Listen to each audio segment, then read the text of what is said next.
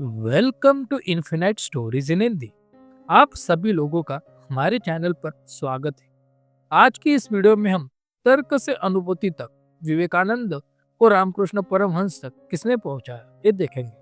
स्वामी विवेकानंद एक ऐसा नाम है जो तर्क, बुद्धि और निर्भीक विचारों का प्रतीक है।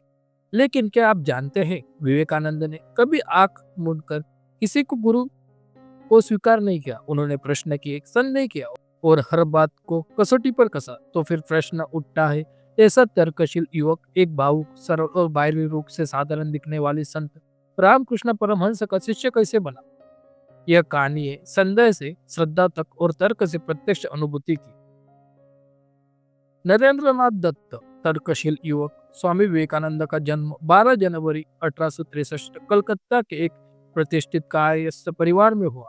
उनके पिता उच्च न्यायालय के प्रसिद्ध वकील, धर्म के प्रति अज्ञेयवादी, तर्कशील और सामाजिक कुरीतियों के विरोधी। माता धार्मिक, संस्कृत और महाकाव्यों में पारंगत।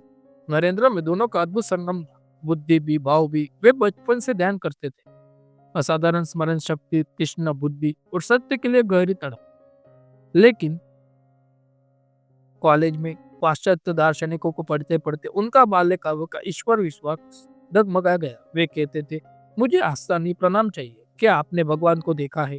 नरेंद्र भी जाते, ये कई प्रश्न पूछते, क्या आपने भगवान को देखा है? पुजारी चुप हो जाते थे, विद्वान विषय बदल देते थे, धर्माचार्य आस्था की बात करने लगते। लेकिन नरेंद्र संतुष्ट नहीं हुए।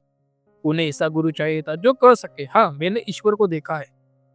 रामकृष्ण से पहली भेंट उनकी जब उनकी उम्र थी 18 वर्ष। 18 वर्ष का नरेंद्र दक्षिणेश्वर में काली मंदिर पहुंचा। रामकृष्ण ने उनसे भजन गाने को कहा। नरेंद्र ने पूरे हृदय से गाया और गुरु समाधि में चले गए। और फिर अचानक रामकृष्ण ने उनका हाथ पकड़ा और एकांत में ले जाकर रोते हुए कहा, तुम इतनी देर से क्यों आए? मैं इसे अपना हृदय सौंपू, इसी की प्रतीक्षा कर रहा था। नरेंद्र भीतर से चौंक गए। उन्हें यह सब पागलपन लगा। लेकिन जब उन्होंने गुरु को दूसरे से बात करते सुना तो उनके शब्दों में अद्भुत तर्क, सत्य और गहराई थी। और जब नरेंद्र ने पूछा, क्या आपने भगवान को देखा है? उत्तर मिला, हाँ मैंने भगवान को देखा है, मैं उनसे बात करता हूँ। ये नरेंद्र के लिए झटका था। फिर भी नरेंद्र ने तुरंत स्वीकार नहीं किया। उन्होंने रामकृष्ण की बार बार परीक्षा ली। एक प्रसिद्ध घटना में उन्होंने गुरु के तकिए के नीचे एक सिक्का छिपा दिया। रामकृष्ण ने बिस्तर पर लेटते ही कहा, यह कुछ अशुद्ध है। सिक्का मिल गया और आश्चर्य है कि रामकृष्ण नाराज नहीं हुए। उन्होंने कहा, मुझे परखो जैसे सुनार सोने को परखता है। ये बात नरेंद्र के मन में गहरी उतर गई। एक दिन गुरु के स्पर्श से नरेंद्र को ऐसा अनुभव हुआ कि मानो पूरा ब्रह्मांड लुप्त हो गया हो। वे घबरा गए, आप मेरे साथ क्या कर रहे हैं? गुरु ने हंसते हुए उन्हें सामान्य अवस्था में लौटा दिया। नरेंद्र भ्रमित थे, लेकिन भीतर कुछ टूट चुका था। फिर एक दिन अद्वैत पर हंसते हुए नरेंद्र बोले, सब कुछ ईश्वर है। यह दीवार भी। रामकृष्ण ने उन्हें हल्के में छुआ और उसी क्षण संसार का हर कण ब्रह्म बन गया। तर्क समाप्त हो गया, अनुभूति आरंभ हो गई। दुख, गरीबी और गुरु का विश्वास। 1884 में नरेंद्र के पिता का अचानक निधन हो गया। परिवार गरीबी में डूब गया। नौकरी नहीं, अपमान, भूख, झूठे आरोप, यहाँ तक कि नरेंद्र ईश्वर पर भी संदेह करने लगा। लेकिन एक व्यक्ति उन पर कभी संदेह नहीं करता था, वो थे रामकृष्ण परमहंस। उन्होंने कहा, माता ने बताया है यह बालक कभी नहीं गिरेगा।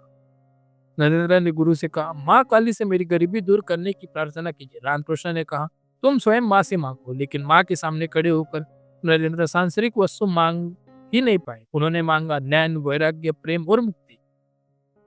यही नरेंद्र पूरी तरह बदल गए।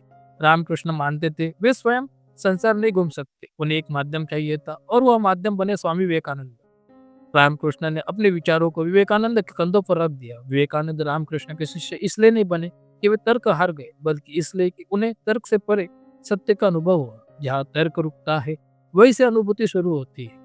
इसी तरह के वीडियो के देखने के लिए हमारे चैनल को सब्सक्राइब करना ना भूलें। और वीडियो अच्छा लगे तो कमेंट में लिखे, जय माँ काली, जय रामकृष्ण, जय विवेकानंद।